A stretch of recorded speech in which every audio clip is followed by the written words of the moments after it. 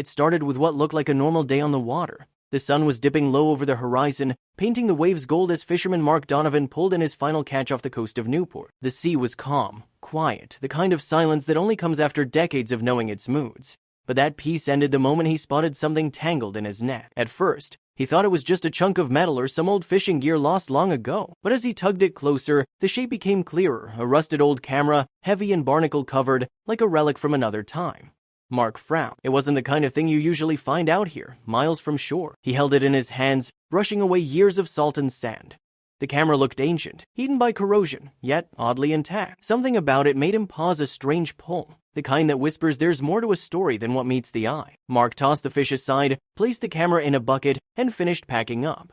But the thought of it wouldn't leave him alone. That night, long after the sun had set and the sound of the waves had faded into the dark, he sat at his kitchen table under a flickering light bulb, the mysterious camera in front of him. The metal casing was swollen shut from years underwater. He used a screwdriver, gently prying it open until the corroded seal finally gave way with a dry crack. Inside, he found what looked like a memory card, miraculously preserved, protected deep inside the broken shell. His first thought was disbelief. How could this tiny piece of plastic survive years beneath the ocean? But curiosity won. He slid the card into a reader and connected it to his old laptop. For a moment, nothing happened. Then the screen blinked and folders began to appear. There were photos, dozens of them. Mark opened the first file. It was blurry, grainy, but still recognizable. The deck of a small boat, a young man smiling into the camera. In the next few images, the sea looked rougher, the skies darker. Mark clicked faster now, each picture sharper in tone, more desperate in mood. Then came a photo that made him freeze. The same man, his expression had changed.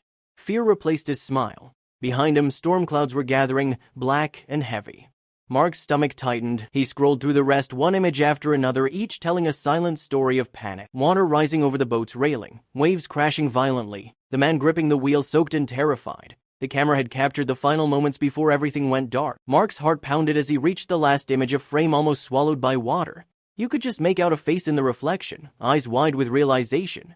Then, nothing but static. He leaned back, breathless. This wasn't just some random find. This was a record of someone's final moments at sea. Mark stared at the computer screen for a long time, the ticking of the wall clock echoing through the empty house. Then, without hesitation, he reached for his phone and dialed the police. When the officers arrived, they took the camera and card carefully, treating it like evidence. Mark explained how he'd found it, how it was tangled in his net, deep near the continental shelf. One of the detectives scrolled through the images and went pale. Within hours, they'd identified the man. His name was James Holloway, a 21-year-old sailor who had vanished at sea 15 years ago. His disappearance had been one of Newport's coldest mysteries. And now, against all odds, his story had just resurfaced, trapped inside a camera that refused to die. The next morning, the story spread quickly through the small coastal town. Everyone knew the Holloway name, the family that had waited 15 years for answers that never came. James had been young, full of life, working on a small research vessel when he vanished during a sudden storm. The Coast Guard had searched for weeks, but they never found his boat. Only silence remained. Now, that silence was broken. Detectives brought the memory card to a digital forensics lab, hoping to recover every bit of data that still survived. Mark couldn't sleep that night. He sat by the window watching the rain fall, thinking about the sea that had kept it secret for so long. Part of him felt guilty, as if by dragging that camera up, he had disturbed something sacred. 2 days later, the police called him back. They had restored more than just the photos. There were video clips, fragmented but clear enough to reveal what had really happened.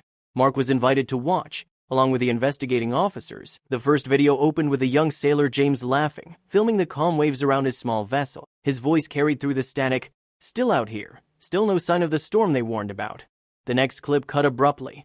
The sky was darker now, the sea swelling, the camera shaking violently. You could hear thunder in the distance and the wind screaming through the mic. James was shouting into a radio, but there was no response. The storm hit fast, without mercy. Then came chaos. A huge wave slammed into the deck. The camera fell sideways, showing water flooding in. James tried to secure his equipment, his movements desperate and frantic. The footage ended with the camera slipping from his hand, a blur of bubbles and darkness. When the screen went black, no one in the room spoke. The air felt heavy, as if the sea itself had entered with them. One of the officers cleared his throat, whispering, "He didn't stand a chance." They confirmed the GPS coordinates embedded in the footage matched the last known signal from James's boat before it vanished. The storm had torn the vessel apart, sending it and its young captain to the ocean floor, where it remained undisturbed until fate placed Mark Donovan's net in just the right place. News channels soon caught the story. Reporters called it the camera that solved a 15-year mystery. But for Mark, it was more personal. He couldn't shake the feeling that the sea had chosen him, that somehow, after all these years, it wanted this story to be told. A week later, James Holloway's family invited Mark to their home. When he arrived, they greeted him with quiet gratitude. James's mother, now frail and gray-haired, held the restored camera in her trembling hand. "We thought we'd never know," she said softly, tears glistening in her eyes. "Now we can finally let him rest." Mark nodded, unsure what to say. He glanced at a framed photo on the wall, James as a child, standing on the same docks where Mark still worked every morning. Life and sea, bound in a cycle of loss and rediscovery. As Mark left their house, the wind carried the faint smell of salt from the nearby shore. He stood there for a while, gazing at the horizon, the same horizon that had swallowed James all those years ago.